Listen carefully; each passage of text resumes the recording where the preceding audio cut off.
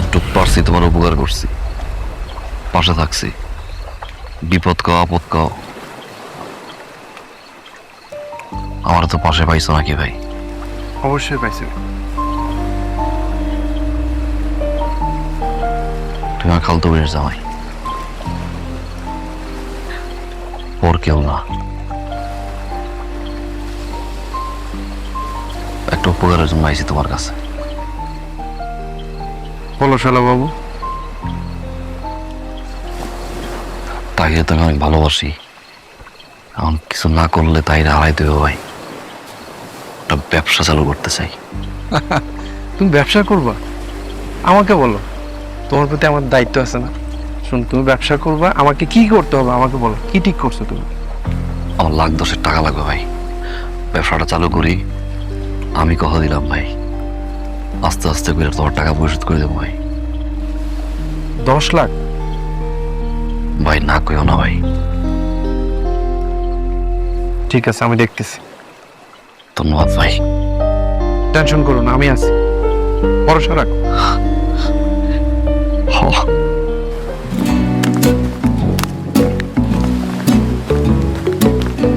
জামাই। সালাম আলাইকুম কাকা। ওয়ালাইকুম আসসালাম। কেমন আছেন কাকা? না রে বাবা, তেমন একটা ভালো নাই। কেন কাকা, প্রেশার টেশার বাড়ছে নাকি আবার? আরে না, শরীর ঠিক আছে কিন্তু মেজাজটা একটু বিগড়ে যাচ্ছে। কি হয়েছে কোন তো কাকা? তোমার শালা সেটা এখন আমার মায়ের ডিস্টার্ব করে। বলো কি কমু কাকা, ও যদি আমার রক্তের শালা না হইতো তাহলে টেংরি টুংরি ভাঙ্গা আমি বাড়ি ঘরের মধ্যে বসে রাখতাম। ওর তো খালি একটা রিপোর্ট না, এরকম হাজার হাজার রিপোর্ট আছে। ওর ইতিহাস যদি আপনি শুনেন, আপনার 7 দিন কাম ধান্দা হয়ে থাকবে। ওর কোনো ইতিহাস আমার জানার দরকার নাই, কিন্তু জামাই তুমি একটা বিষয় ভাবো, এরকম ঘুরতে থাকলে আমার মান সম্মান থাকবে? আমার মায়েটার বিয়ে দিতে হবে না? তার উপরে আমার ঘরে আর একটা ছোট মায়ে আছে, কি হবে বলো? সেটাই। শোনো জামাই, তুমি তোমার শ্বশুরের সাথে কথা বলো আর তোমার শালারে ভালো করে বুঝাও। এই বুঝানিতে যদি কোনো কাজ না হয় তাহলে এর পরিণাম কিন্তু খুব খারাপ হবে।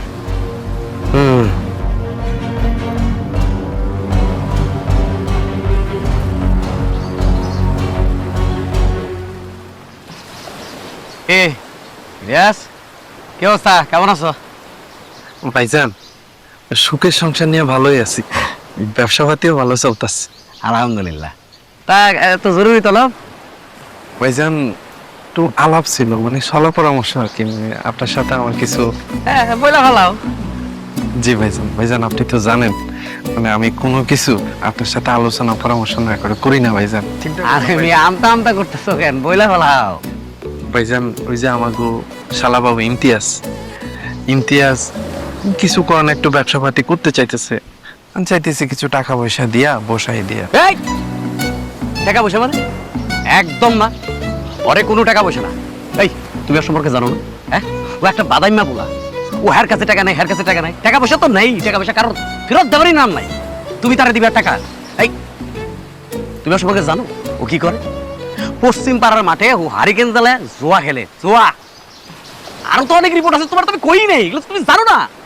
এই যে আজকে আমি হিমায়ত যদি না থাকতাম, আমার শ্বশুর বাড়ির ব্যবসা পাতি সবকিছু চাঙ্গে উঠতো। তারপরেও কি সারাদিন গাধার মতো এত পরিশ্রম করি, আমার সকাল থেকে সন্ধ্যা পর্যন্ত কি তকমা পাইতে হইছে? ঘর জামাই কও, এই দুঃখ আমি কই রাখি? আচ্ছা তুমি আরে কত টাকা দিবা কইছো? 10 লাখ। 10 লাখ? তুমি কি পাগল হইছো মিয়া? এটা 10 টাকা হাতের মোয়া। 10 লাখ টাকা দিব?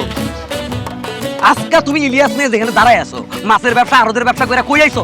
তোমার যে দাঁড় করাইছো, পই পই করে যে টাকা কামাইছো, ওই বাদাই মারে 10 লাখ টাকা দৌড়ের লিগা? তোমার মাথা খারাপ মিয়া, একটা টাকাও না। আমি তোমারে না করলাম, এরকম বাদাই মা বলারে টাকা পয়সা দিলেও কি কি করবো আর জানো তুমি? ছোট ভাই তো গেছে লন্ডনে, আর হিয়ানে বয়াবে জোয়া খেলে, নাচে গায়, কি করে, ফাইজলামি করে, আর তুমি তার 10 লাখ টাকা দিবা? পাগল হইছো মিয়া? ভাইজান কথা তো দিয়ে ফেলছি। মানে কথা দিয়ে বলছো মানে কথা উঠাই নাও। মনে করছো স্বপ্ন দেখছো, স্বপ্ন দেখছো, মাথায় ভুলে ওই ডান মানা 10 লাখ টাকা দিব? পাগল হইছে আর কি। জানো আমার একটু ব্যাংকে যাইতে হবে, জরুরি কাজ আছে। তার মানে বলতে তার মায়ের নেমনে কোনো কথা নাই মিয়া, চলো। আচ্ছা ভাইজান, ঠিক আছে। 10 লাখ টাকা মাথা খারাপ নাকি তোমার? শোনেন দাদা, সে যে বেদব, মানে আমি আসতে চাইছিলাম না, আমার শাশুড়ি খালি কান্নাকাটি করতেছে দেখা আমি আসলাম। আর সে যদি কোনো ঝামেলা করে আপনি কিন্তু একটু ঠেকায় না, আমি করে দিচ্ছি। জামাই বাবু অসুবিধা নাই তো। অসুবিধা নাই দাদা, বুঝেন কিন্তু। আরে আপনি ওর বোন জামাই না, আপনি তো চিন্তা করতেছেন কি লিগে? বোন জামাই, বোন জামাই না ঘর জামাই, আমি তো বোন জামাই সম্মানটা সে রাখছে। একটু শান্ত হন, বিষয়টা আমি দেখতেছি। কি শান্ত হম? আই স্যার, এই বাইরে বাইরে বাইরে, আরে বাইরে এই ইমতিয়াজ, এই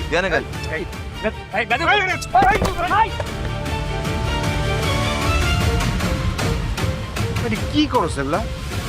ও তোর বোন জামাই না? শালা যেন আমার সামনে না, শালা যেন আমার সামনে না।